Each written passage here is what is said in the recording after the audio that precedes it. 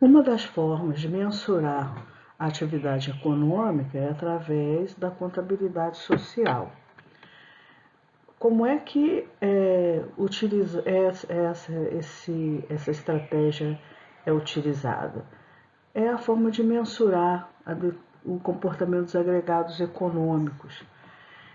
E se utiliza duas formas: o sistema de contabilidade social, que é o sistema das contas nacionais através do método das partidas dobradas, que significa que todo débito corresponde a um crédito de igual valor, e a outra é a matriz de relações intersetoriais, né, que é a matriz insumo-produto, ou chamada também de matriz de Leontief.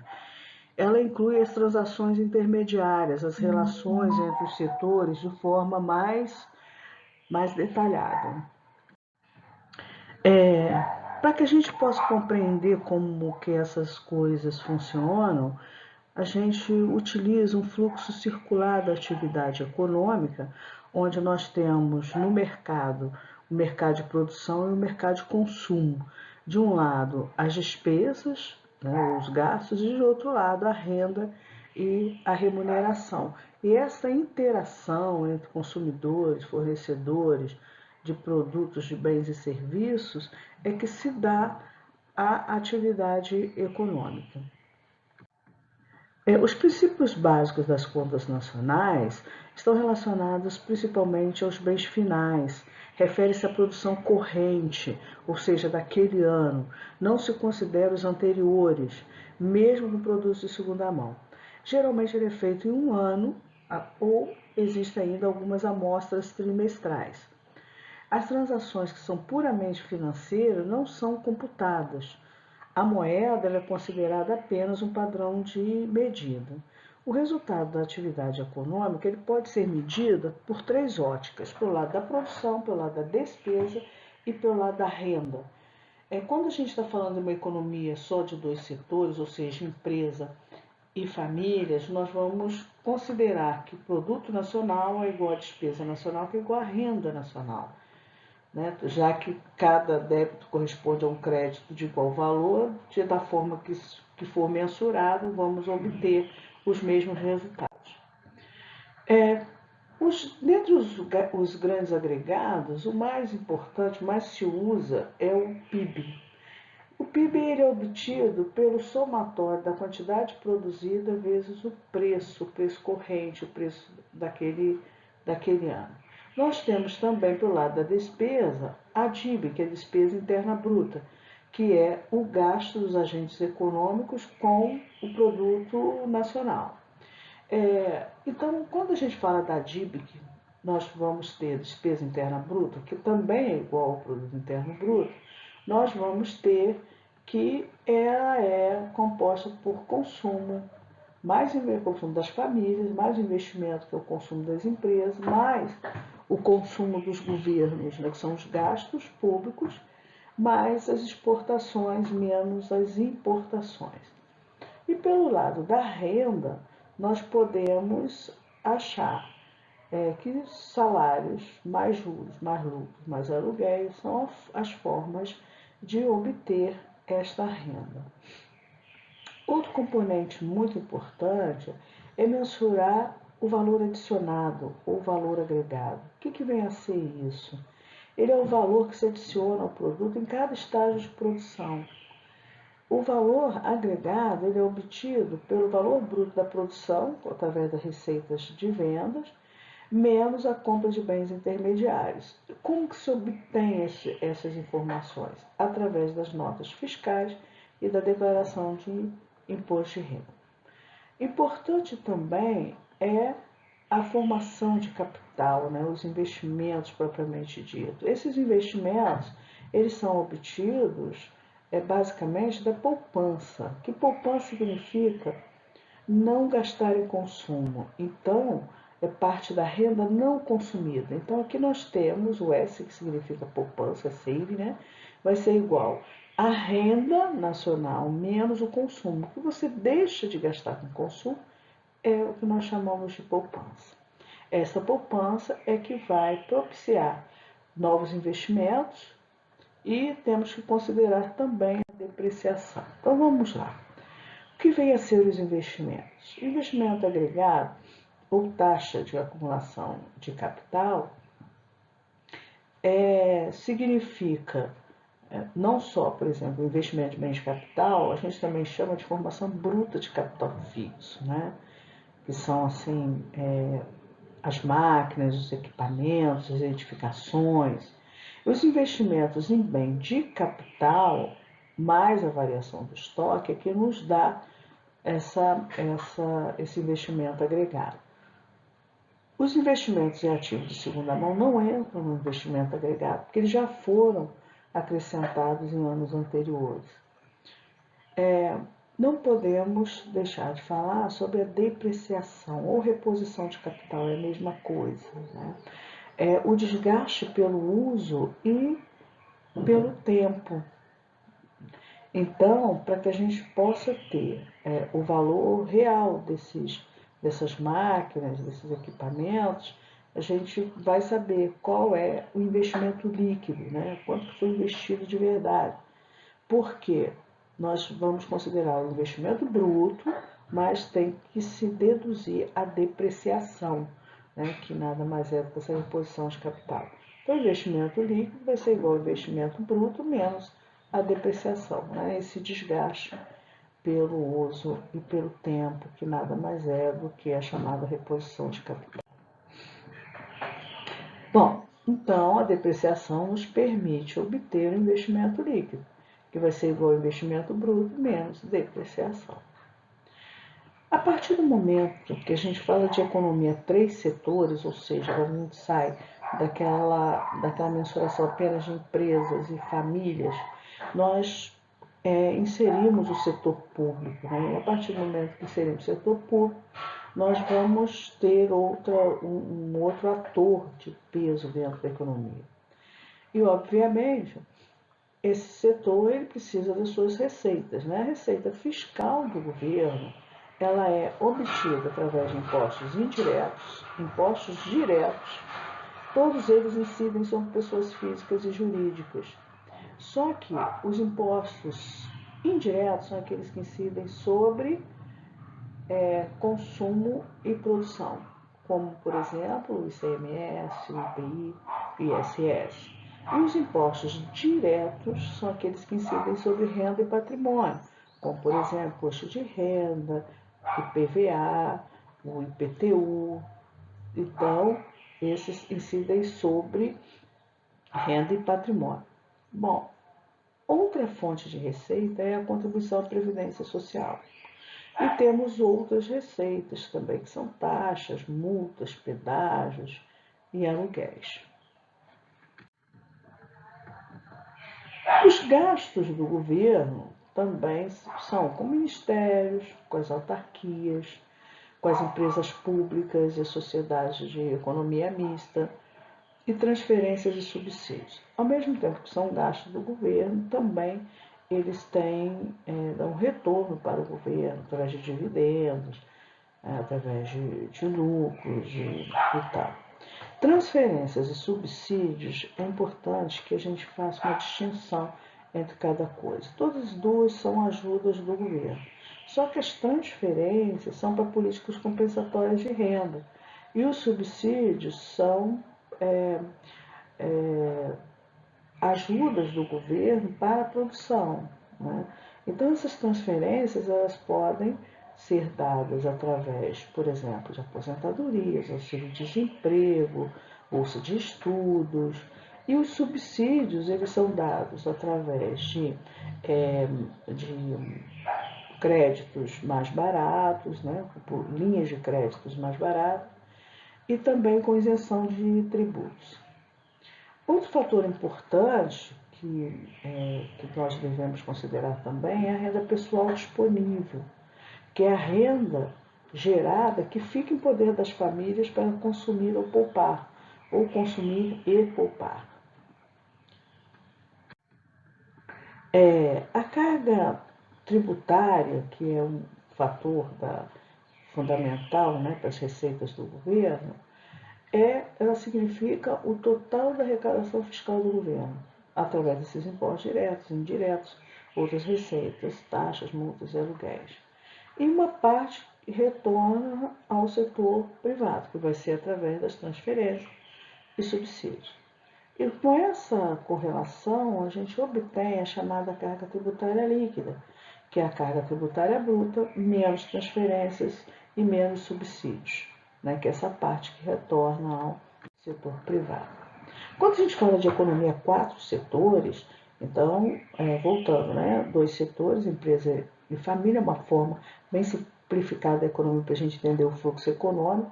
Depois a gente tem 3 setores quando há a introdução do governo, automaticamente a introdução também dos tributos, mas também existe, por outro lado, os gastos do governo. E a de 4 setores, a gente entra agora com o setor externo, aí é a economia completa, né? Que nós teremos empresas, famílias, governo e o setor externo. Para isso, a gente vai fazer a distinção do que vem a ser o PIB e do que vem a ser PNB.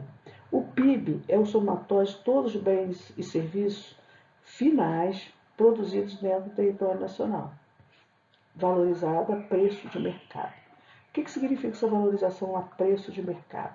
Que já estarão incluídos os impostos e deduzido os subsídios. Então, quando a gente fala de preço de mercado, a gente chama na produção de custo de fatores de produção, e aí a gente soma os impostos indiretos e deduz os subsídios que são para a produção. O PNB é a renda que efetivamente pertence aos nacionais, ou seja, também todos os bens e serviços produzidos, mas que efetivamente pertencem aos nacionais. Por quê? Porque parte desses recursos eles são enviados para o exterior, né? Por exemplo, nós temos muitas multinacionais, nós utilizamos tecnologia de outros países, então esses recursos voltam para a origem. E isso dá uma diferença entre PIB e PNB, que é o Produto Nacional Bruto. E como é que a gente obtém esse resultado? A gente pega o Produto Nacional Bruto, para a gente achar o Produto Nacional Bruto, a gente pega o PIB, que é o Produto Interno Bruto, tudo que é produzido pertence aos residentes ou não, e a gente soma a renda, o resultado, né, da renda líquida do exterior. Essa renda líquida ela é obtida entre a renda recebida menos a renda enviada para o exterior, é o que vai sobrar. E aí a gente obtém o PNB. Também é importante, dentro dessa concepção, uma economia já completa, considerar o que vem a ser o Produto Nacional Líquido.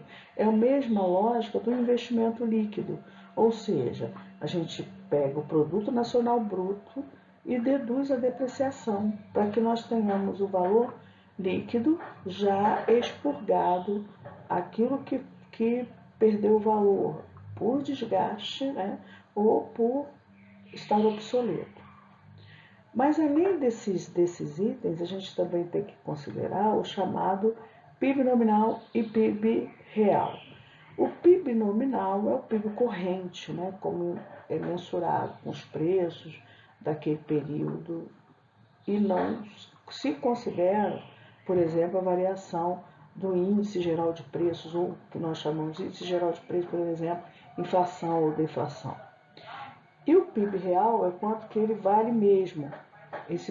Quanto que ele vale mesmo. Por quê? Eu tenho que pegar o Produto Nacional Bruto e dividir pelo índice geral de preços, que nada mais é do que a inflação. Só que esta inflação no Brasil hoje, oficialmente, ela é mensurada pelo índice de preço ao consumidor amplo, que é o IPCA. Esse é a forma de mensurar o índice geral de preço ou a inflação no Brasil. O PIB, como medida de bem-estar, ele traz algumas variâncias. Por exemplo, ele não considera o índice de poluição, não considera concentração de rendas, não considera algumas coisas. Por isso foi inventado o IDH, né, que é o Índice de Desenvolvimento Humano. Não só esse, mas existem outros indicadores. O Índice de Desenvolvimento Humano ele vai considerar o PIB per capita. O que vem a ser o PIB per capita? É o PIB dividido pela população. Vai considerar um índice de expectativa de vida e um índice de educação. Outra coisa que nós precisamos chegar a compreender é que também em alguns países que adotam o chamado câmbio flutuante, a gente precisa considerar o PIB em dólar. Como que se fez isso? Vai se considerar apenas o preço da moeda americana, a flutuação deles, e a quantidade, por exemplo, do Brasil. Para a gente considerar o PIB, PPP ou PPC brasileiro, a gente tem que considerar os preços americanos e a quantidade do Brasil. E assim ele deixa de dar sentido à flutuação do câmbio, né? Para quem utiliza a política cambial como a do Brasil, que é esse câmbio flutuante. Aqui nós temos um resuminho, né, que é a economia dos setores, a renda é igual a despesa, que é igual ao produto, né, sem interferência aqui do governo nem setor externo. Depois nós temos a economia completa, que é a renda interna bruta, a despesa interna bruta e o produto interno bruto, ou a renda nacional bruta é igual a despesa nacional bruta, que é igual ao produto nacional bruto, a renda nacional líquida é igual a despesa nacional líquida, é igual ao produto nacional líquido. E lembrando que a renda era obtida pelo somatório de salários, juros, lucros e aluguéis. O produto é o somatório quantidade vezes preço. A despesa era obtida pelo consumo das famílias, o investimento das empresas, os gastos do governo e mais a diferença do setor externo, de exportação menos importação. Aqui nós temos uma apresentação de como que você mensura o produto interno bruto sobre a ótica da demanda no Brasil, né? Então nós vamos ter aqui o consumo das famílias, o consumo do governo, que é o gasto, né? A formação bruta de capital fixo, que é o investimento das empresas e também do governo, pode ser também, e a exportação de bens e serviços, as importações, como é que ela variou do ano de 2012 aqui até o ano de 2016, do IBGE. Aqui nós temos uma relação do crescimento econômico, que ele é feito com relação ao ano anterior. Então, por exemplo, se você em algum momento tem crescimentos muito pequenos, no ano seguinte pode ser que esse crescimento seja muito grande, porque a base é o ano anterior. Então aqui nós temos, né, 2015, 2016, né, que nós tivemos uma recessão, depois 2020 também, e aqui nós tivemos 2017, 2018, 2019 crescimentos muito pequenos da economia também, e assim a gente vai demonstrando aqui a nossa correlação. A análise do PIB pela lógica da oferta, nós temos aqui um infográfico do G1, aqui de cada setor, né, do agronegócio, da indústria e do serviço, como é que eles têm crescido, né? A gente pode ver que os crescimentos têm sido muito, muito pequenos também, principalmente da indústria, né, representando um crescimento muito pequeno na economia. Bom, aí aqui eu vou dar para vocês um exemplo para fixar esses conceitos todos. Aqui, supondo que uma economia tenha apresentado os seguintes resultados em bilhões de reais. Nós temos que a renda interna bruta ela é obtida por salários, mais juros, mais lucros, mais aluguéis. Então, a renda interna bruta a custo de fatores, lembrando que a diferença de custo de fatores para preço de mercado é que o custo de fator é o custo de produzir.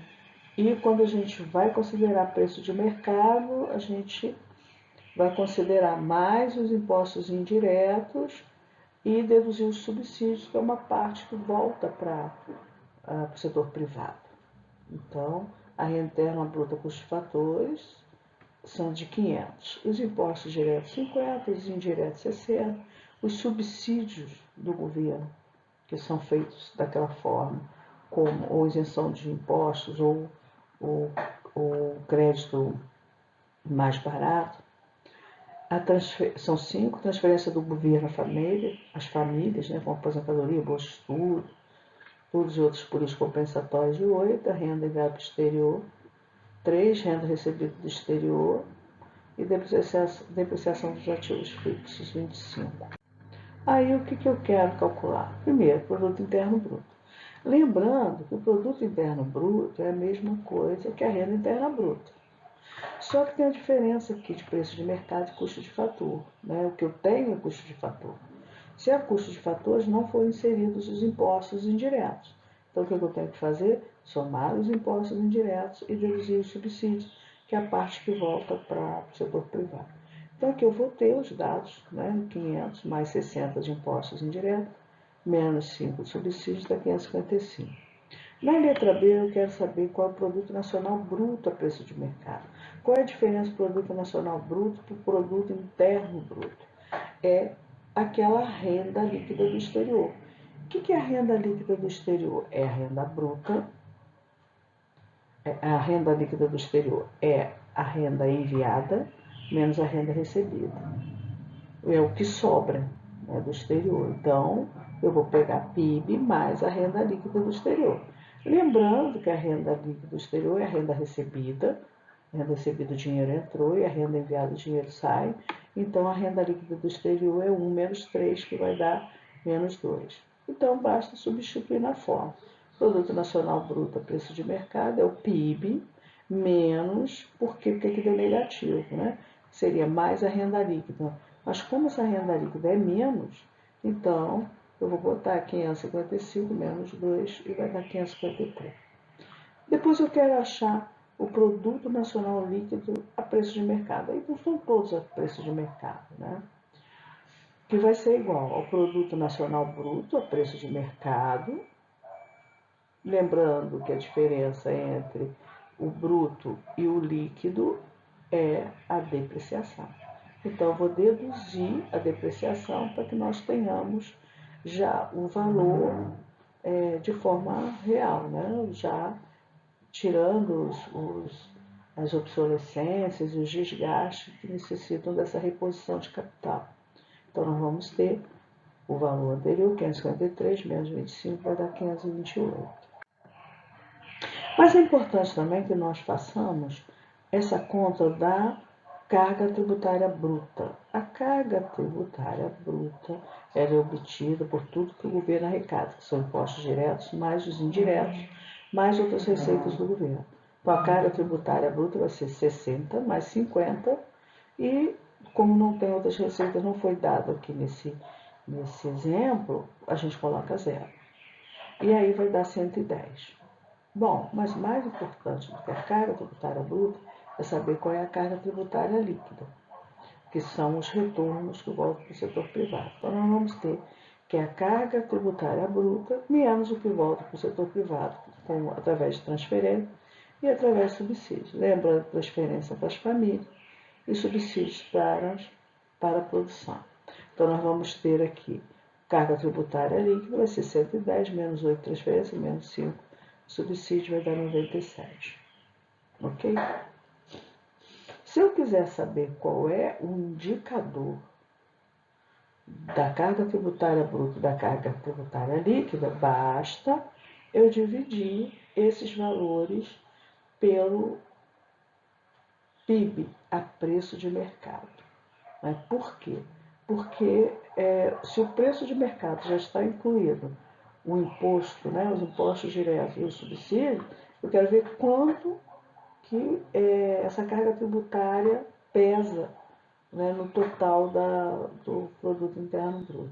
Se eu quiser saber também da carga tributária líquida, basta eu pegar a carga tributária líquida, dividir pelo PIB a preço de mercado para saber quanto que representa de carga tributária. Outra coisa importante para a gente saber, principalmente onde nós tivemos períodos de inflação muito alta, é a gente entender o que vem a ser PIB real e o PIB nominal. Né? O que é o PIB real? É o valor de verdade, qual é o poder aquisitivo daquele PIB. Né? Que a gente tira o que houve apenas de preços, ou seja, de inflação. Aí eu vou ter que o PIB nominal dividido pelo índice de preço vai me dar o PIB real. Então, se o PIB de um país em 2021 for de 7 trilhões, a inflação acumulada for de 12,5, eu calculo o PIB real de que forma? Eu uso esse artifício de tirar um monte de zeros, 7 trilhões, põe 7 mil e fica fácil para fazer a conta. Dividido por 1 mais esses 12,5%, eu transformo ele em número decimal, dividindo ele por 100. Então, eu vou ter 0,125. Somado com este 1, eu vou ter 1,125. E os 7 mil, divido esse valor e eu vou ter o PIB real, que vai ser 6 trilhões, 222 bilhões, 222 milhões, 222 mil reais, aproximadamente. Bom, e aqui a gente termina essa apresentação.